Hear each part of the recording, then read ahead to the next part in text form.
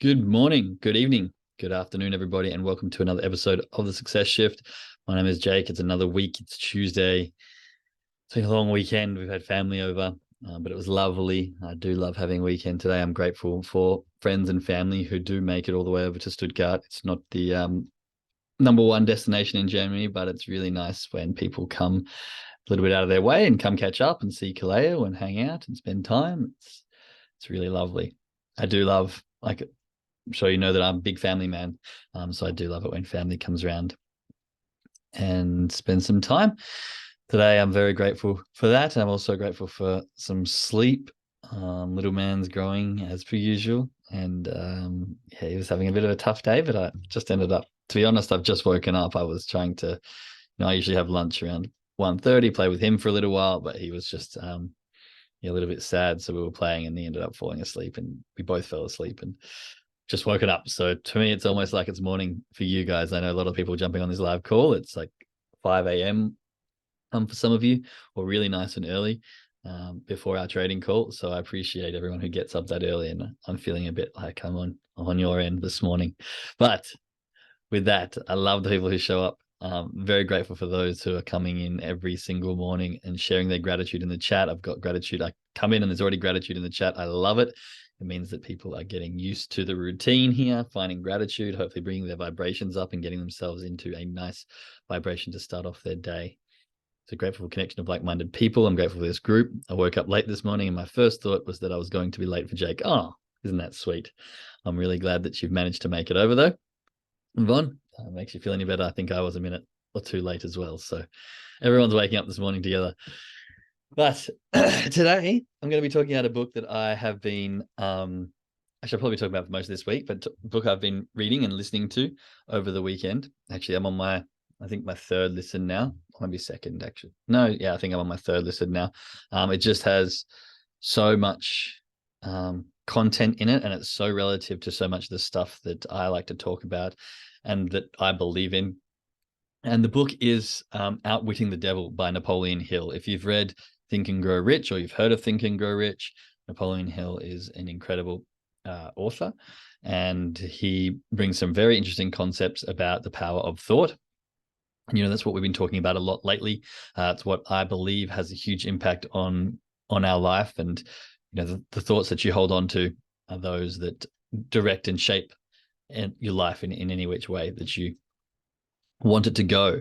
Now, this Outwitting the Devil, this was a great second book from him. I didn't know it existed until of late. Some people have told me that apparently they couldn't release it until one generation of his had passed through or something along those lines. I haven't fact checked that at all, but it's very interesting. The whole book is about him having an interview with the devil, and discussing ways in which the devil empowers people and how people can stay out of his control, and what hell is in a concept.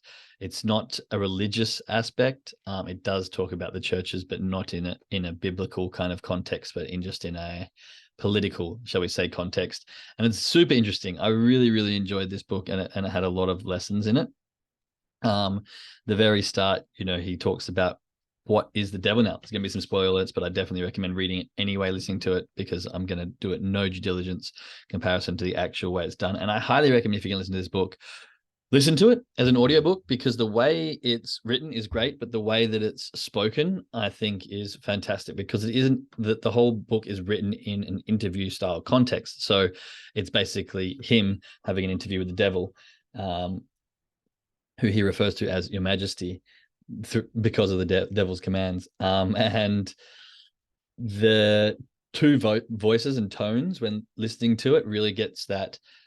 It just brings in another level that you don't get when reading, and you can hear the different tones and the people talking, him talking to the devil and the devil having his deeper voice and tone, and it just brings another dimension to the book, I think. So highly recommend that.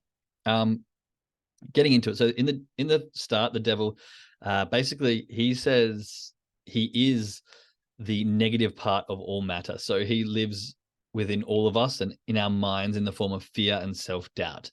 He is every aspect, but if we have to put a human form, we like to put a human form to him, as it's depicted, I think, biblically. Now, don't quote me. I do not know much about the Bible and stuff like that, so I apologize if I offend anyone. But I know, the traditional devil that I know has got the tail from the fiery depths of hell with the big horns and, half man, half goat or something like that. I don't really know. But his concept is a slightly different take on that, where he is actually the negative part of every particle. So he is everywhere, just like God is the opposite to that. He's the positive part in every particle. And I really like the context of this, where he's saying that he is everywhere and he is in everything, but he uses our minds to work. And so really the whole idea of it is that the devil is kind of real if you allow it to be, and he gets into your mind through the form of fear and self-doubt. And so every time you have this negative spiral, or this negative self-talk, or this negative feeling towards whatever it is, that's usually him at work. And when you have that moment of, I can't do this, or is this really for me? I'm sure, chuck some ones in the chat if you've had the feelings when you're on the charts and you've had a bad day or you've had a bad week and you're like, is this really for me? Should I really be doing this? Do I really deserve 6, 7, 8-figure trading account? All this kind of negative self-talk. Well, that's from the point of this book, the devil. And I know I have had that 100%, where I'm sitting there and I'm like, oh man, again, really? When am I going to learn? Like, do I really deserve this? Is this really for me? And I know that even people who are in the 7-figure realm, who have weeks, if not multiple weeks in a row, where they have that and they question everything. And it's just a way of natural law, I think, that we need this. I wouldn't say we need the self-doubt, but we have the self-doubt and we need it to find retrospect for the opposite side of things. And so, I think I've said this before, that the concept of having a Ferrari or a six-pack wouldn't mean anything if it was easy to get. We have to work for it. We have to put in effort to acquire these things. And this is why they're worth something to us. This is why you can feel a level of achievement when you get there. This is why when we do trading, if everyone could do it and it was super easy, everyone would be a millionaire and there wouldn't be any worth to having that kind of financial success. And so the challenge itself is actually the growth part, is actually where the success is made. It's in the endeavors. And once you come to the other side, it becomes just a process of acquiring finances. But the actual personal growth, the push, the struggle, the hardship, the lessons, that's really what the challenge, and that's really what the success is. And if you can change your state of mind to understand that, then you can fall in love with the process of trying to succeed, and fall in love with the failures, and learn from each and every step of the way, which will help you get to the top, but with a different state of mind and with a different feeling of acceptance and growth. So I thought it was a really interesting concept. And he goes on to talk about a few different ways which he gets into the mind, poverty, fear of money, fear of being poor, kind of thing. That, and there's a few others that have just the fear of gluttony, all those kinds of things is what he uses to get to people, drinking, smoking, all those things that are, the bad habits that we kind of let ourselves dwindle into, which then forces us into this just way of life. And he speaks a lot about drifting. And so becoming a drifter, and drifters are those who, do not think for themselves. And I'm actually going to read a quote in the book where he asks, can you describe a drifter for me? And the definition of drifting, according to the devil in this book, Outwitting the Devil, is, I can best define the word drift by saying that people who think for themselves never drift, while those who do little or no thinking for themselves are drifters. A drifter is one who permits himself to be influenced and controlled by circumstances outside of his own mind. A drifter is one who accepts whatever life throws in his way without making a protest or putting up a fight. He doesn't know what he wants from life and spends all of his time getting just that. So this is that concept of drifting, and it really talks about the idea of, are you intentionally, definitive purpose? Are you doing life with intention? Are you going after the things you want? And he gives 10 rules on how to avoid drifting. And this is what I want to go through today. And as I go through each of them, I want you to think about where you are in relation to this rule and how you can actually relate it to trading. Because I think as I go through these, I'll try and bring emphasis into the trading realm, and you'll see how familiar it is. And this is why mindset in trading to me is so important, because the lessons you can take in life for success in general are almost 100% directly related to the lessons you can take on charts and success in the markets. So let's get into it straight away. So rule number 1 So do your own thinking on all occasions. The fact that human beings are given complete control over nothing except the power to think their own thoughts is laden with significance. Just think about that for a second. Human beings are given complete control over nothing except the power to think their own thoughts. And it's so true, because at the end of the day, pretty much everything you do in life, there will be some kind of aspect of other person or let's say consequence to other people if you act on certain things or behaviors. But the ability to think your own thoughts 100% you, 100% in your control, and 100%, I guess, I don't want to say consequenceless, but if you don't act upon some of the actions, then it is 100% consequenceless in a sense. So it's really interesting that human beings are given complete control over nothing except the power to think their own thoughts, and this is laden with significance. So if this is the only thing we're given complete power over, we should utilize this skill and really choose wisely the things that we're thinking about and what we're holding on to and what we're attached, which emotions we're attaching to which thoughts. You know that lovely saying, you are the makeup of the 5 people you spend the most time around.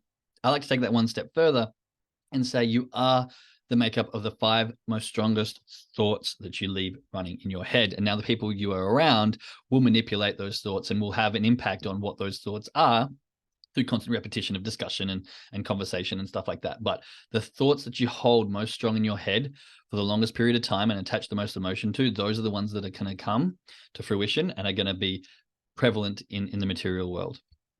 So rule number 2, decide definitely what you want from life, then create a plan for attaining it and be willing to sacrifice everything else if necessary, rather than accept permanent defeat. Now, I like the word here, permanent defeat, because basically permanent defeat is quitting.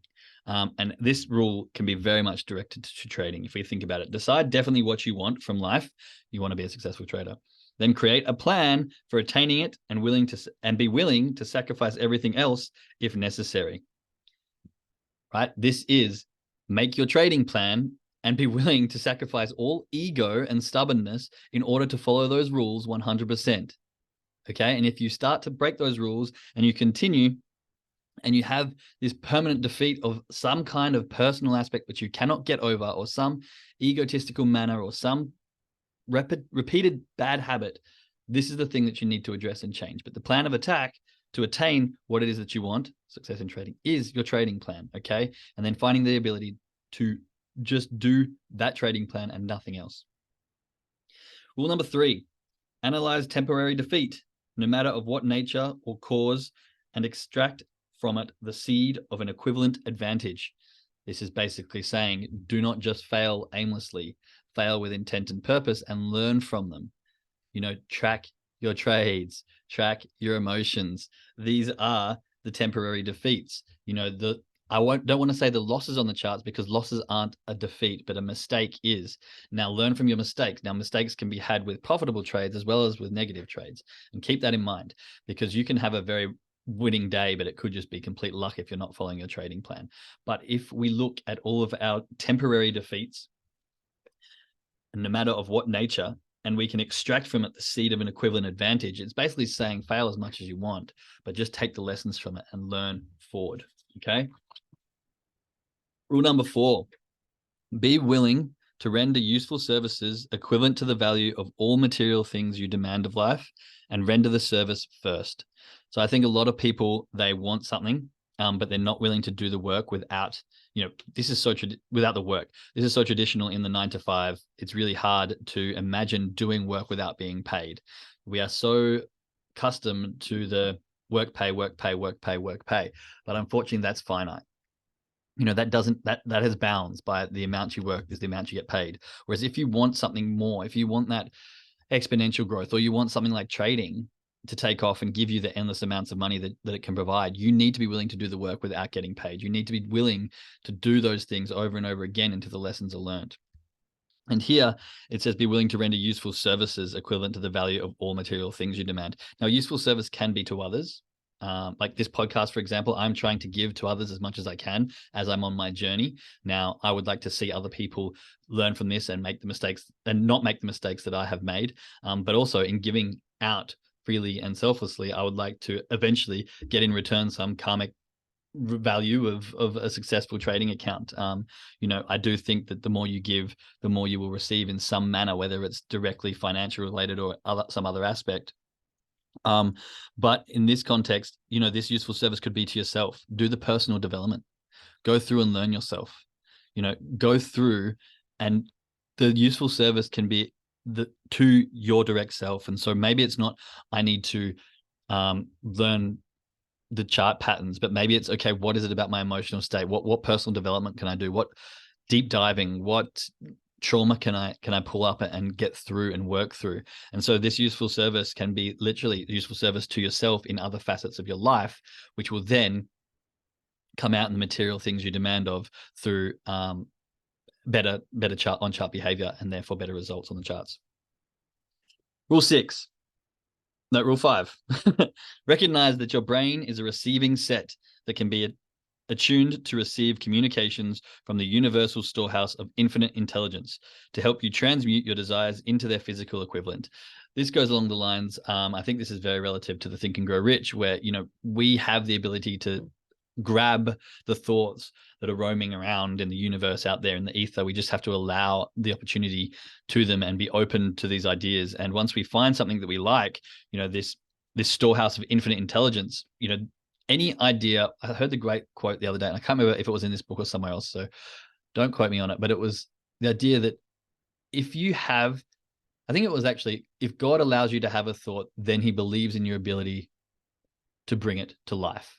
Something along those lines. Now, again, not in a religious aspect, but having the idea planted in your head usually means that you have within you the capability to follow that through. It's just whether or not you want to find the determination and the grit and the desire to actually do so. And so understanding that your brain is this recurring set that can be attuned to receive any communications, and you can have any idea come to you. But again, what were we talking about just last week? The plausibility of the thought is what gives it the emotion. If you have an idea and you think this is nowhere near something that I can achieve, and your limiting beliefs go, no, not a chance, then you're going to dismiss that, and it's going to be off into the ether back to whoever the next person is that can come up with that idea. How many times have you seen people like, oh, I had that idea, damn it, I should have just followed through? Well, someone else had the idea. I'm sure there's 1,000 people having the same idea as you. The problem is the determination pyramid, where you might have the idea, someone else might have the idea and actually speak about it with someone else might have that idea and speak about it with someone else, but also go and take the first step. Someone else might have the idea, speak about it, take the first step, do some planning, and then actually find the finances and put it into action. And it might be on a similar timeline, but are you the person who's going to be willing to do it? Are you the person who has the ability to understand your limiting beliefs and not stop from that chase?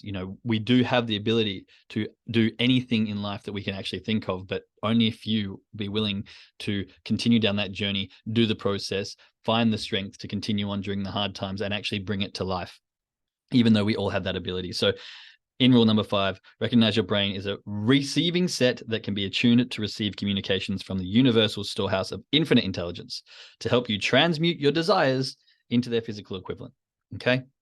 Rule number 6, recognize that your greatest asset is time, the only thing except the power of thought which you own outright, and the one thing which can be shaped into whatever material things you want. So basically, with time and thought, you can bring anything to the world. Budget your time so none is wasted. I mean, I'm sure we're all aware of the importance of time and how many of us, myself included, for many years procrastinated like hell. And it's funny, once I've had a child, I found that I'm doing twice as much work in half the amount of time. And I have dreams of days where I'm like, man, if I could go back to just having a week when I didn't have a child, how much work I would get done, it would blow my mind. And so here I am in my 20s thinking that I'm working hard and probably doing about 2 hours of constructive work. And then I get to my 30s and I've got a child and I'm like, I need to make shit happen. And now I'm working my ass off, doing twice as much work in half the amount of time. And I'm like, holy shit, did I waste my time? You do not realize how valuable it is until you have a limited amount of it. And, sometimes, your early 20s, late teens, you think you've just got an infinite amount of time. Oh, life. Yeah, exactly, Aaron. So recognize that your greatest asset is time, the only thing except the power of your thought, which you own outright, and the one thing which can be shaped into whatever material things you want.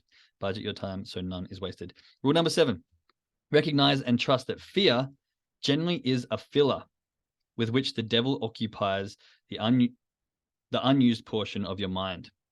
Love this. It is only a state of mind which you can control by filling the space it occupies with faith in your ability to make life provide with you whatever you demand of it.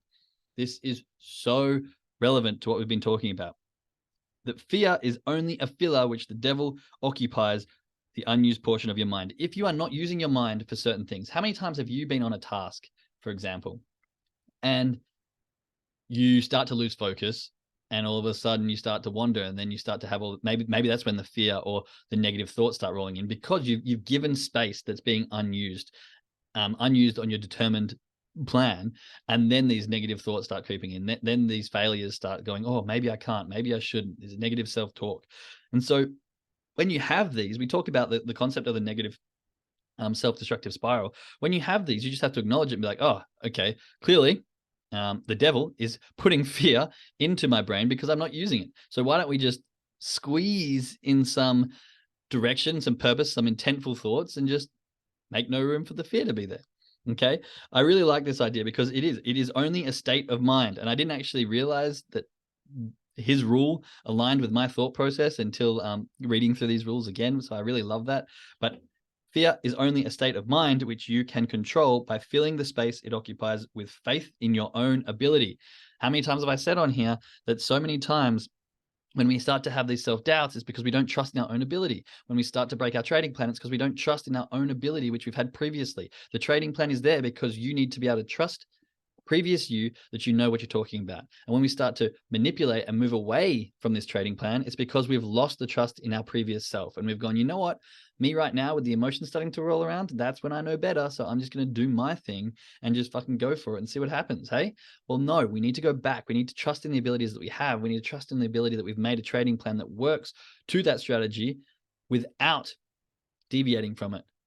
And that means trusting ourselves, trusting your own ability, not having the fear like, oh, fear on the charts, like FOMO, fear of missing out, fear of turning profit into loss, all these things, because you're in the moment and you're having this fear set in. But if you just had trust in your ability and trust in the ability of the trading plan that you created for yourself, this fear wouldn't be there, because it's like, it doesn't matter. Here's my exit, take it. I trust exactly the trading plan that I've got because I trust the strategy and I trust in my own ability. So therefore, it's very simple for me to just click the button when my trading plan tells me to. As soon as we find that conflict in agreement between my trading plan says this, but my mind right now and the emotions is telling me this, which do I believe? And you start to lean to your current self and your emotional self, then we're going to see where the trust, is falling short. It's like, why don't I not trust my trading plan? Why don't I not believe in the ability that I've got when I wrote it, when I'm not emotional, when I'm thinking logically? Yeah. So we have to address that and think about it whenever we have these kind of conflicting moments on the charts, which happen very, very regularly. Put some ones in the chat if you've had those moments where your trading plan says something and then you have a moment. It only takes like a couple of seconds, but you go, actually, right now, this particular moment, I'm going to do this instead. Ones, I've definitely had that. And that's the one thing that mindset is all about trying to maneuver. And by 3 steps of successful trading. Step 1, learn a good strategy that understands risk management. Step 2, create a trading plan that works for that strategy. And step 3, follow that trading plan without any deviation. Okay. That moment of deviation that you're having, that all the ones that have come in the chat here have gone, yeah, I've had that moment. That's mindset. That's mindset. That's trusting in your own ability. That's finding out what the fear is. That's personal development. Okay. If we had the ability to follow our trading plan perfectly, we wouldn't need to work on mindset. And I can guarantee that we'd have a lot more successful traders that come through the gates really quickly. But unfortunately, we have to go through that personal development to understand why we can't follow our trading plan. And then here we are in this never-ending battle of, why don't I not follow my trading plan? Why don't I have the top results that I'm looking for? Right. Rule number 8. We'll get through these last couple fairly quickly because we're running low on time. But rule number 8, when you pray, do not beg, demand what you want, and insist upon getting exactly that with no substitutes. Often, in traditional prayer, shall I say, we have, dear God, please provide me with this and this and this. The devil refers to this in a begging manner. I apologize to my religious Christians who would be appalled by my my ability to pray. But he says here, demand what you want. And this is kind of doing things with intent, not like, oh, I hope that someone else will provide this for me, but going, this is what I want and this is what I'm going to get. And this is more what we discussed in the terms of affirmations. This is my plan of attack. This is what I want out of life. And this is what I'm going to do to get it. And I'm not going to stop doing that until it's achieved. That is how you're meant to pray, according to the devil. This is how you have that definitive purpose in life. You go, this is my goal and this is what I want and this is what I'm going to do to get it. And I'm not going to stop until I've achieved that thing. Much greater intent, much greater purpose, and a little bit more powerful, I guess. Rule number 9, recognize that life is a cruel taskmaster and that either you master it or it masters you. There is no halfway or compromising point. Never accept from life anything you do not want. If that which you do not want is temporarily forced upon you, you can refuse it in your own mind.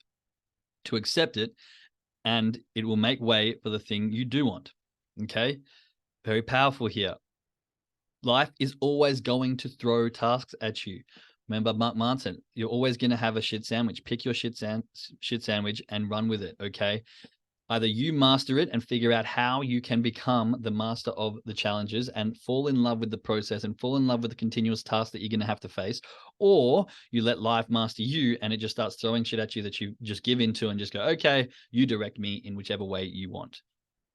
Will you be the submissive person who just lets life throw its challenges at you into a point where you can't handle it anymore, or will you take control and master yourself so that you can master the challenges that come at you? Think about the charts. This is a perfect example. It's going to beat you up until you've learned yourself to a point where you follow your trading plan without any deviation. And you can choose. Do you let it beat you up so much that you quit?